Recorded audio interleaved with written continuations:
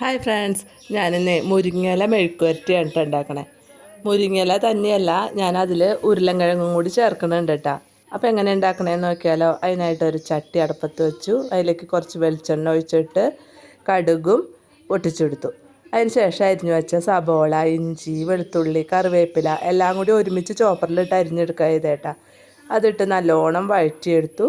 അതിന് ശേഷം അതിലേക്ക് ഒരു തക്കാളി അരിഞ്ഞ് ചേർത്ത് കൊടുത്തു. തക്കാളി നല്ലോണം വഴറ്റിയതിന് ശേഷം മുളക് പൊടി, മല്ലിപ്പൊടി, മഞ്ഞൾപ്പൊടി അത്രയും ചേർത്ത് ഒന്ന് വഴറ്റിയെടുത്തതിന് ശേഷം ഉരുളൻകിഴങ്ങ് ചേർത്ത് കൊടുത്തു. ഒരു ഉരുളൻകിഴങ്ങാട്ടോ ഞാൻ എടുത്തത്.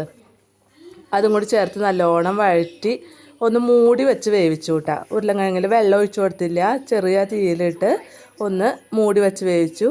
ഉരുളൻകിഴങ്ങൊക്കെ വെന്ത് വന്നതിന് ശേഷം അതിലേക്ക് നമ്മൾ നന്നാക്കി വെച്ച മുരിങ്ങയിലയും കൂടി ചേർത്ത് ഇളക്കി യോജിപ്പിച്ച് വേവിച്ചെടുത്തു. അപ്പോൾ നമ്മുടെ മുരിങ്ങയിലയും ഉരുളൻകിഴങ്ങും മെഴുക്കുവരട്ടി ഇവിടെ റെഡി ആയിട്ടുണ്ട്. അപ്പോൾ വീഡിയോ ഇഷ്ടപ്പെട്ടാൽ ലൈക്ക് ചെയ്യണം, ഷെയർ ചെയ്യണം, സബ്സ്ക്രൈബ് ചെയ്യണം. നിങ്ങളുടെ അഭിപ്രായങ്ങൾ കമൻറ്റിലൂടെ അറിയിക്കണേ.